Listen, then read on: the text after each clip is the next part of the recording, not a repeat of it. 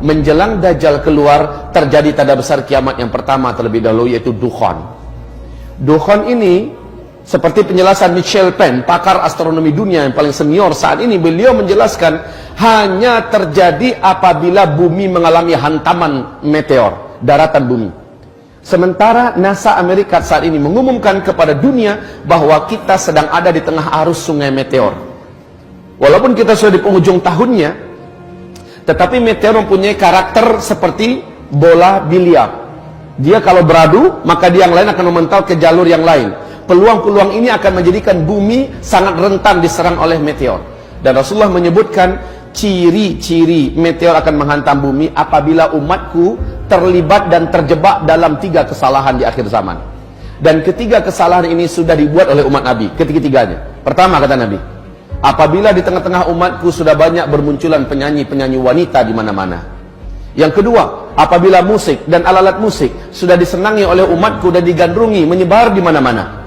Dan yang ketiga, apabila minuman khamar, barang-barang memabukkan sudah mudah didapatkan di mana-mana.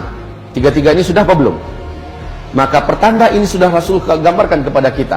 Kaum muslimin yang kami muliakan, Rasulullah SAW menyebutkan apabila terjadi hantaman meteor, seperti pernyataan Abdullah bin Abbas, maka berikutnya yang terjadi adalah dukhan.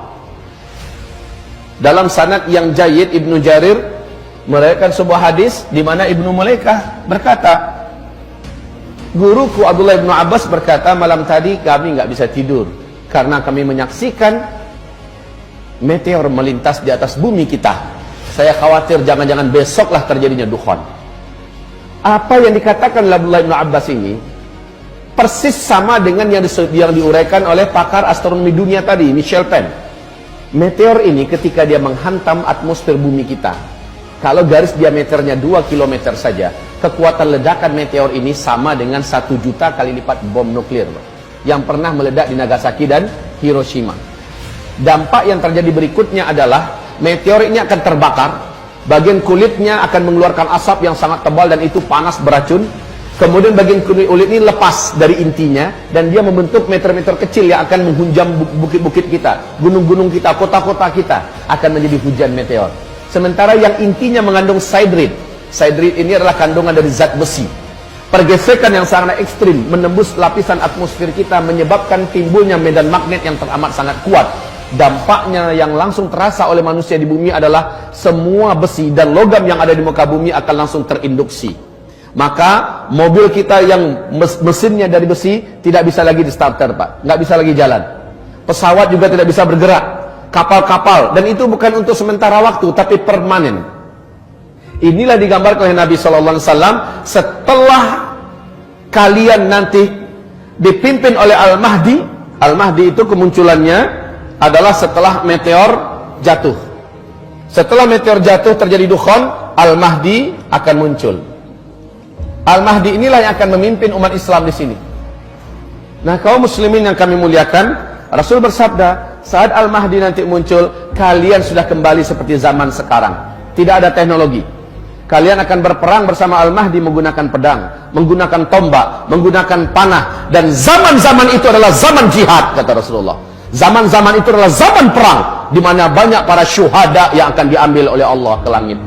Banyak para lelaki yang bertumbangan sementara mereka adalah lelaki-lelaki terbaik di akhir zaman. Atau lelaki pecundang yang lari sementara kematian tidak akan pernah bisa dielakkannya. Kaum muslimin yang kami muliakan, zaman di mana kita hidup sekarang, kita akan dihadapkan kepada fenomena yang sangat berat ini. Baik, meteor ini jatuh, semua teknologi musnah. Ketika menghantam laut, kata Michel Penn, kekuatan ledakannya yang sama dengan 1 juta kali lipat bom nuklir itu menjadikan hadirnya tsunami setinggi 230 meter. Bila jatuhnya ke kutub utara atau kutub selatan, kutub itu akan meleleh. Maka permukaan air laut akan naik 7 meter lagi. Banyak sekali kota-kota besar di muka bumi yang dibangun di tepi pantai akan tenggelam, termasuk Jakarta, Chicago, New Zealand, dan kota-kota besar lainnya. Kemudian apabila jatuhnya di daratan, maka ini yang paling pas dengan terjadinya dukhan. Ini yang paling pas dengan terjadinya dukhan. Sebab apa? Ketika jatuhnya ke daratan, kekuatan ledakannya yang teramat dahsyat, radius dari titik jatuhnya ke 100-200 km, seluruh makhluk hidup akan langsung menguap menjadi karbon. Kemudian bumi akan mengalami kecekungan yang sangat dalam, kemudian partikel-partikelnya membumbung ke langit dalam bentuk kabut, debu yang teramat sangat tebal lagi panas, dan inilah yang disebut dengan dukhan. Tebal, panas, gelombang kejut dari ledakan tadi menghasilkan kekuatan laju secepat 800 km per jam. Bayangkan kecepatannya. Maka partikel-partikel yang tebal tadi membumbung ke udara, menutupi langit, dengan segera membungkus bumi. Bumi akan gelap gulita 40 hari 40 malam, kata Rasul. Bumi akan gelap gulita 40 hari 40 malam. Hamba-hamba Allah yang saya muliakan, bagaimana 40 hari 40 malam tanpa cahaya? Sahabat-sahabat bertanya kepada Rasulullah, ya Rasulullah, bagaimana cara kami menentukan waktu salat? Nabi mengatakan, salat kalian kira-kirakan saja ketika itu. Siapapun yang berusaha melihat, walaupun telapak tangannya didekatkan ke wajah seperti ini, dia tidak akan mampu melihat apa-apa, gelap gulita.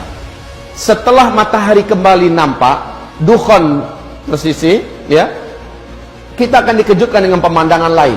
Apa itu? Bumi akan diselimuti oleh